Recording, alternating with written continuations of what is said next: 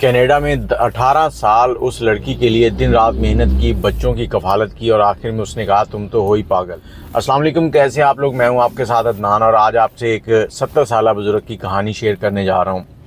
इंतहाई तकलीफ़ के साथ उन्होंने अपनी कहानी बयान की और आपसे एक मशवरा मांगा और आपके लिए कुछ नसीहतें छोड़ी हैं। सुनने के बाद अपनी राय ज़रूर दीजिएगा। ये बुज़ुर्ग बताते हैं कि जब मैं नौजवान था, मतलब 9वीं 10वीं क्लास में था, तो मेरे घर पे ना बहुत सारी महफ़िलें लगती थी। मेरा ताल्लुक़ कराची के एक अमीर कबीर ख़ानदान से था और ये 70 के दरमियान की दहाई थी और हमारे घर में बड़ी महफ़िलें सजती थीं। और कह लो कि कभी सियासी पार्टी, कभी कोई गाने की महफ़िल है, कभी कोई खाने की महफ़िल चल रही है। और मेरे वालिद जो हैं वो सियासत से बड़ा तल्लक था उनका और बड़ा बिज़नेस था। कहते कि मेरे 2 भाई थे बड़े और मैं उनसे छोटा था। हम 3 भाई थे, बहन नहीं थी। और हमारे घर में पैसे की रेल पेल, गाड़ियों की रेल पेल इसी तरह से था। एक दिन क्या हुआ कि मेरे वालिद साहब के पास एक दोस्त उनकी गाड़ी खड़ी थी और वो सरकारी नंबर प्लेट के साथ थी। मैं घर से निकल रहा हूँ, 10वीं क्लास का स्टूडेंट था और मैंने निकलते वक्त वो गाड़ी जो है वो सरकारी नंबर प्लेट वाली वो निकाली और निकाल कर मैंने चलाई। जब मैं बाहर निकला हूँ तो मुझसे वो गाड़ी 2 राहगीरों को लग गई।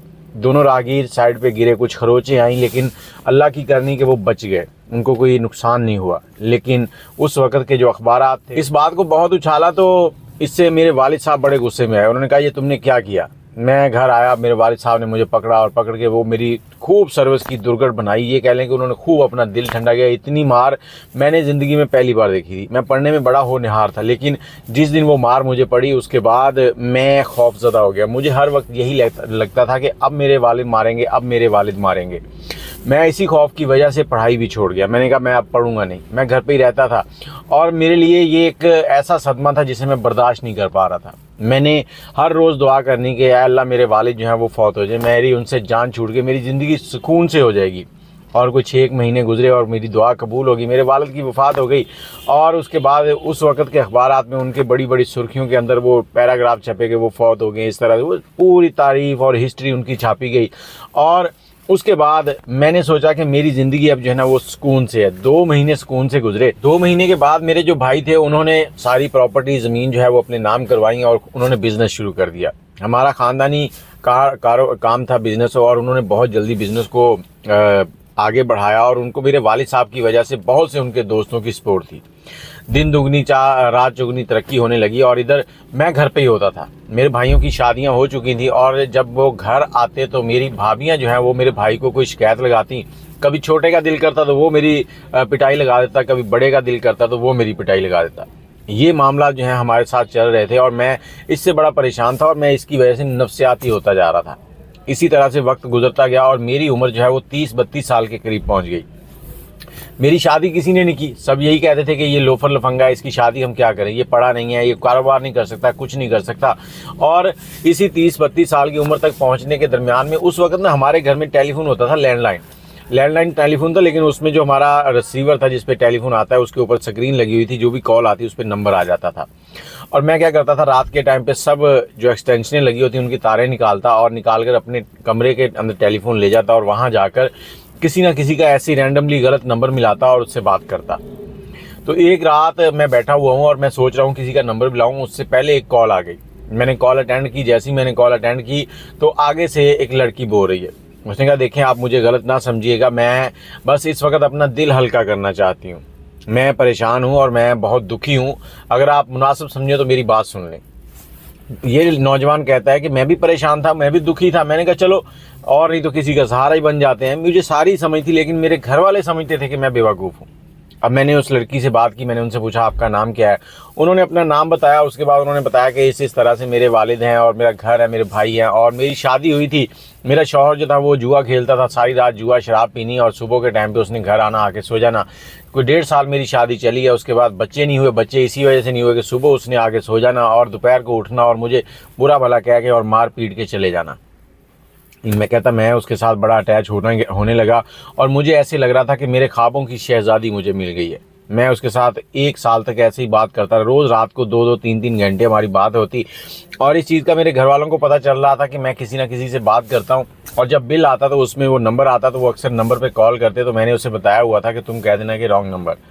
अब इस वजह से भी मुझे घर से बहुत सारी बातें सुनने को मिलती थी। जैसे उम्र बढ़ती गई, मतलब जब मैं वालिद साहब फौत हुए थे तब मुझे वो मारते थे, कुछ 2-4 साल गुजरे, उसके बाद वो मार पड़ना तो ख़त्म हो गई थी, लेकिन उनकी डांट जो है, उनके जो तंज है वो नहीं जाता था। उनके बच्चे भी जवान हो रहे थे। इधर मेरी इस लड़की से 1 साल हो गया था बात होते हुए, और मैंने उसे कहा कि मैं तुमसे मिलना चाहता हूँ, मुझे तुमसे मोहब्बत हो गई है। उसने भी कुछ दिन खामोशी के बाद कहा कि मुझे भी तुमसे मोहब्बत हो गई है। अब हम दोनों के दरमियान चाहत थी कि हम एक दूसरे को मिल लें, लेकिन इधर मेरे अंदर जो कैफियत चल रही थी वो ये चल रही थी कि मुझे खूबसूरत लड़की चाहिए। अब मैं दिल ही दिल में दुआ करता था कि अल्लाह करे ये खूबसूरत हो। बाकी सारी चीज़ें अल्लाह की बनाई हुई हैं, लेकिन फिर भी मुझे ये लगता था कि लड़की जो है ना वो खूबसूरत होनी चाहिए। अब हमने प्लान बनाया कि क्लिफ्टन के जो झूले हैं वहाँ पर मिलेंगे। अब क्लिफ्टन के झूलों के ऊपर एक पॉइंट तय कर लिया कि फ़लाँ जगह पे, क्योंकि उस वक्त मोबाइल नहीं होता था और टेलीफोन ही थे वो घर वाले, मैंने उसको देखा नहीं हुआ था। मैंने कहा फ़लाँ झूला है, उसके कॉर्नर पे मैं खड़ा होऊंगा। उसने कहा जी मैं फैमिली के साथ आ रही हूँ, तो मैं उनसे साइड में बच के आपसे मुलाकात ज़रूर करूँगी। वहाँ पर मैं झूले के पास खड़ा हूँ, सामने से एक खूबसूरत सी लड़की जो है वो चलती हुई आ रही है, और कहते हैं, मैं दिल में सोच रहा था कि ये आयशा हो तो कितना ही अच्छा हो जाए। जब वो मेरे पास आई तो उसने आके मुझसे मेरा नाम लेके पूछा कि आप वो हैं, तो मैंने भी उससे कहा आप आयशा हैं, उसने कहा जी हाँ। तो कहता मेरी खुशी की इंतहा जो है ना वो नहीं थी, मेरे तो ऐसे थे जैसे लॉटरी निकल आई है, एक लड़की और ऊपर से खूबसूरत। और मैं हैरान था कि इसका पहला शौहर इसको क्यों मारता था, ये तो इतनी खूबसूरत है। अब मेरी उससे मुलाकात हुई, उसके बाद फिर हमारी दोबारा बातचीत होने लगी। कभी कभार कहीं होटल में उसको मैंने बुला लेना, हमारी मुलाकात हो यानी खाना खा लेना। 1 साल और गुजर गया। मैंने उसे कहा कि मैं तुमसे शादी करना चाहता हूँ। उसने कहा ठीक है। मैंने उसे उसके घर का एड्रेस पूछा, और उसके घर जो था ना वो एक गरीब आबादी में था, एक नाले के ऊपर था। मैंने एड्रेस पूछकर वहाँ पर गाड़ी लेके गया हूँ। वहाँ जाकर जब मैंने गाड़ी पार्क की और मैं वहाँ उतरा हूँ तो मुझे एक अजीब सी स्मेल आ रही थी। हम लोग एक हाई लेवल सोसाइटी से निकल के एकदम से मैं इस सोसाइटी में आया हूँ, तो मुझे ऐसे लग रहा था जैसे पता नहीं मैं कहाँ पहुँच गया हूँ। लेकिन मुझे उस लड़की से मोहब्बत हो गई थी और उसकी मोहब्बत में मैं कुछ भी कर सकता था। अब मैं उसके घर की तरफ जा रहा हूँ, उसके घर पहुँचा हूँ, दरवाज़ा खटखटाया। एक छोटा सा घर था, कच्चा सा, मतलब नॉर्मल सा, और घर पे उसके वालिद और वालदा थे, वो थी, और उसके भाई जो थे वो काम पर गए हुए थे। उनसे बातचीत हुई, उन्होंने चाय दी और कहते कि जिस कप में चाय दी थी ना, अगर मुझे इस लड़की से मोहब्बत ना होती तो शायद मैं कभी भी वो चाय ना पीता। उसकी मोहब्बत में मैं वो चाय भी पी गया। और उसके बाद उसके वालिदैन से मैंने जब बात की तो उन्होंने कहा ठीक है, हमें इसने सब कुछ बताया, आप अपने घर बात करो। मैं इधर आया हूँ, अपने घर बात की। मेरे घर वालों ने कहा कि तू पागल हो गया, इधर तो तूफ़ान खड़ा हो गया कि तू हमारा नाम मिट्टी में मिलाएगा। हम बिजनेसमैन, अमीर कबीर, और तू एक गटरों में रहने वाली लड़की को उठा के लाएगा इस घर में। और मैं चाहता था कि मैं इस फूल को, कमल के फूल को, इस गंध से निकाल के एक अच्छी जगह ले चलूँ। अब वो मामला इसी तरह से गड़बड़ रहे। उसके बाद मैंने उनसे कहा कि मैं शादी करूँगा। मैंने लड़की से बात की, मैंने कहा मेरे घर वाले नहीं मान रहे, वो मुझे कुछ नहीं देंगे। तो वो लड़की ने कहा कि कोई मसला नहीं है, मुझे तुमसे गर्ज है, मैं तुम्हारे साथ रहना चाहती हूँ। अब मैंने उसके साथ अलग से अब्बू के कुछ दोस्तों को साथ लिया और एक मौलवी साहब को लिया, निकाह कर लिया। और जहाँ पर वो रहती थी उसी के नज़दीक एक जगह पर एक मकान ले लिया। 350 रुपये उसका महीने का किराया था। वहाँ पर हम दोनों रहने लगे। अब वहाँ रह रहे थे तो मैं अपने भाइयों से दूर था, और उधर मुझे साथ साथ कुछ खबरें मिल रही थी कि मेरे भाई जो हैं मुझे और मेरी बीवी को कोई जानी नुकसान पहुंचा सकते हैं। मैंने उनसे डरते हुए अब्बू के एक दोस्त से उनसे बात की। उन्होंने कहा कि तुम्हारे वालिद साहब के एक दोस्त हैं जो कनाडा में रहते हैं, उनका ये नंबर है, उनसे बात करो। मैंने उनसे वो नंबर लिया और उन पर बात की। उनसे मैंने सारी सिचुएशन जो है वो शेयर की। उन्होंने कहा ये कोई मसला ही नहीं, आप अपने पासपोर्ट बनवाएं। मैंने पासपोर्ट बनवाए और उन्होंने मुझे वहाँ से वीज़ा भेजा, और 1 से 2 महीने के अंदर हम दोनों कनाडा पहुँच गए। कनाडा पहुँचे, मैंने कोई 1 महीना वहाँ पर गुजारा। 1 महीने के बाद मुझे एहसास हुआ कि अब सारे काम खुद ही करने हैं। कहता कि मैंने वहाँ पर काम शुरू कर दिया। पहली नौकरी जो मैंने की वो एक पेट्रोल पंप के ऊपर पेट्रोल फिलिंग की थी, और इतनी सर्दी वहाँ पर, और सर्दी के दौरान मेरे पास ग्लव्स नहीं होते थे, मैं काम कर रहा होता था। बीवी मेरी जो है वो एक ऐसी सोसाइटी में हमने रिहाइश रखी थी जहाँ पर जो है ना पाकिस्तानी कम्यूनिटी, इंडियन कम्यूनिटी और बंगाली कम्यूनिटी थी। वहाँ पर मस्जिद भी थी और दूसरी चीज़ें भी थी। और जहाँ मैं जॉब करने जाता वो थोड़ा दूर था शहर, और वहाँ पर दूसरे लोग थे, वो कनाडा के नेशनलिटी होल्डर, वहीं के जो रिहायशी थे, लोकल लोग थे। तो मेरी बीवी मुझे कहती थी कि मैं उधर नहीं जाना चाहती, मैं इधर ही रहना चाहती हूँ। मैं 10-15 दिन काम पे होता, फिर 1-2 दिन के लिए घर जाता, और कुछ वक्त मैंने काम किया। अल्लाह ने मुझे 2 बेटे दिए और 2 बेटियाँ दी। इसी तरह से मामला चलते रहे और मैंने मेहनत की। उसके बाद मैंने अपना कारोबार शुरू किया, क्योंकि वालिद साहब की तरफ से कुछ चीज़ें ऐसी थी जो मेरे अंदर थी, मतलब एक नस्ली विरासत जिसको कहते हैं ना, वो थी। मैं कारोबार को समझता था। मैंने वहाँ पे कारोबार शुरू किया, करोड़ों रुपया कमाया, और उसके बाद मेरा बिज़नेस वहीं पे था। वहाँ से मैं घर जाता, 10-15 दिन के बाद जाता, 1 आध दिन के लिए। बच्चों से भी पूरी मुलाकात ना होती, बच्चे स्कूल जा रहे हैं, इधर जा रहे हैं, उधर जा रहे हैं, और मैं वापस आ जाता। इसी तरह से वक्त गुजरता गया और मेरे बच्चों की उम्रें जो है ना वो 16-17 साल के करीब पहुंच गई। पीछे पलट के मैंने नहीं देखा, अपनी बीवी के लिए मैंने सब कुछ किया। बीवी ने वहाँ से अपने भाइयों को स्पॉन्सर किया, अपने वालिदैन को, अपने दूसरे रिश्तेदारों को, उन सबको कनाडा बुलवा लिया और उसी सोसाइटी में वो सब रहते थे। और जब मैं घर जाता तो मेरे बच्चे मुझे ना अजीब से बिहेवियर से देखते थे। और एक चीज़ और बताता चलूँ कि ये नौजवान कहता है कि मैंने जब बीवी से शादी की उसके बाद मैंने जो भी ज़िंदगी में अच्छे बुरे काम किए थे, मुझे तो ये उससे मोहब्बत थी, मैं तो उसको चाहता था और मेरी जान थी वो। मैं उसको हर चीज़ बताता था कि मुझसे ये गलती हुई, इस तरह से मेरे वालिद ने मुझे मारा, इस तरह मेरे भाइयों ने मेरे साथ किया, इस तरह ये हुआ, इस तरह ये हुआ। तो कहता कि ये सारी चीज़ें उससे मैंने शेयर की हुई थी। तो एक दिन मेरी बीवी ने फ़ोन किया कि आपकी बड़ी बेटी जो है उसने शादी कर ली है। मैं घर गया हूँ, घर जाके बेटी से बात की। बेटी कहती तुम कौन होते हो मुझसे पूछने वाले, शादी मैंने की है, तुम्हें क्या। तो बीवी ने मुझे समझाया, उसके बाद मैं आ गया हूँ। कुछ वक्त गुजरा, दूसरी बेटी ने भी ऐसी शादी कर ली। मैंने फिर जाके बात की। बीवी कहती आप किस पुराने दौर में रह रहे हैं, आप वही पुरानी सोच लेके घूम रहे हैं, यहाँ का निज़ाम कुछ और है, इसको समझो। तब मुझे थोड़ा समझ आने लगा कि यहाँ तो मामला ही कुछ गड़बड़ हो चुके हैं। तो मैं अपने बेटे के पास गया हूँ, बेटे के पास बैठा मैं रो रहा हूँ कि बेटे को गले लगाने लगा हूँ। तो बेटे ने मुझे धक्का दिया, मैं पीछे गया हूँ। मैंने कहा शायद ये मुझे समझ नहीं सका, मैं दोबारा उसकी तरफ बढ़ा तो उसने मुझे पंच मार दिया। जैसे ही उसने पंच मारा तो मैंने उससे बात की। उसने कहा आप तो जालिम आदमी हो, आपके बाप ने आपको मारा, फिर आपके भाइयों ने आपको मारा, अब आप वही मारना हमें चाहते हो, हमारे ऊपर अपने निज़ाम को मुसल्लत करना चाहते हो, आपने इस तरह के फ़लाँ काम किया, फ़लाँ। जो बातें मैंने बीवी को बताई हुई थी वो सब उन बच्चों को पता थी। मैं वहीं से वापस निकला हूँ, दूसरे बेटे के पास गया हूँ, उससे बात करने लगा हूँ। तो उसने भी कहा जो बड़े भाई ने कहा वो सच है, वो सही समझते हैं आपको। मैं बीवी के पास गया हूँ, बीवी से जाके मैंने बात की, मैंने उसे बिठाया, मैंने कहा देख मैंने तेरे लिए क्या नहीं किया। वो आगे से बीवी जो मेरी है वो कहती कि तुम तो पागल हो।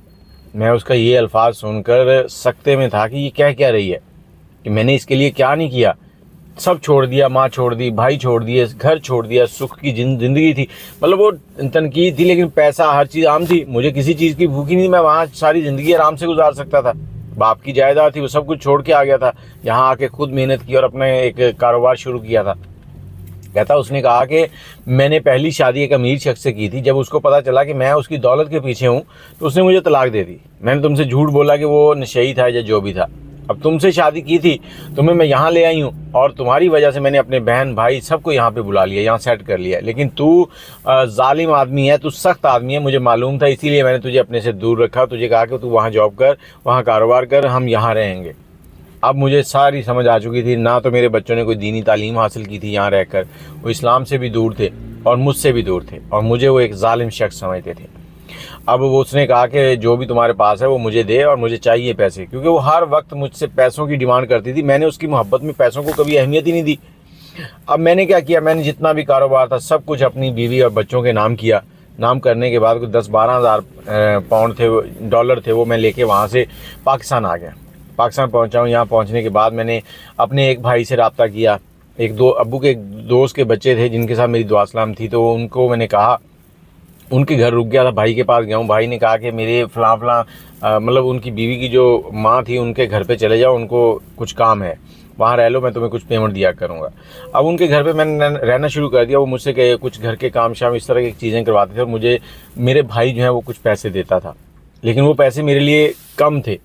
एक अय्याशी की ज़िंदगी, एक कारोबारी ज़िंदगी छोड़ने के बाद किसी के हाथों की तरफ देखना बड़ा मुश्किल होता है। तो मैं भाई के पास गया हूँ, मैंने कहा देखें आप मुझे कोई जॉब दे दें, कुछ पैसे मैं और ज़्यादा कमाना चाहता हूँ और मैं चाहता हूँ कि मैं अच्छी ज़िंदगी गुजारूँ। तो भाई ने आगे से गुस्सा किया, उसने कहा देखो मैं तुम्हें कुछ नहीं दे सकता, मैं अपनी कंपनी में तुम्हें जॉब नहीं दे सकता, क्योंकि वहाँ सारे बातें करेंगे कि तू हमारा निकट्ठू भाई है, हमारी नाक कटवाएगा। पहले तूने अब्बा की नाक कटवाई गाड़ी ठोक के, फिर तूने उस लड़की से शादी करके हमारी नाक कटवाई है, अब हम तुम्हें नौकरी दे दें। कहता मैं उसके मुंह की तरफ देख रहा हूँ। उसने कहा मैं महीने का 1.5 लाख रुपए तुम्हें दिया करूँगा और तुम उससे गुजारा करो। कहता मैं वहाँ से निकला हूँ, दूसरे भाई के पास गया हूँ, उससे भी यही बात की। उसने कहा देखो मेरा जितना भी कारोबार है मेरे बच्चों और मेरे जो जवाई हैं उनके हाथों में है, मेरे हाथ में कुछ नहीं है। हाँ मुझे 8-10 लाख रुपए खर्चा मिलता है, मैं उसमें से तुम्हें कुछ ना कुछ पैसे जो हैं वो 70-80 हज़ार रुपये दे दिया करूँगा, तो तुम उससे गुजारा करो। और मेरी वालदा जो है, जब मैं कनाडा था उनका इंतकाल हो गया था। आज मैं इन दोनों भाइयों से मिलने के बाद अपनी माँ की कब्र पे गया और वहाँ बैठकर फूट कर रोने लगा और मैं अपनी माँ से सवाल कर रहा था कि मेरे बाप ने मुझे क्यों मारा था, उसके मारने की वजह से मैंने पढ़ना छोड़ दिया, मैं डर गया था और आप लोग मेरी इस कैफियत को समझ ही नहीं सके। वहाँ मैंने अपनी माँ से सारे दुख शेयर किया और उसके बाद मैं वहाँ से उठकर मैंने तहिया कर लिया कि अब कुछ करना है।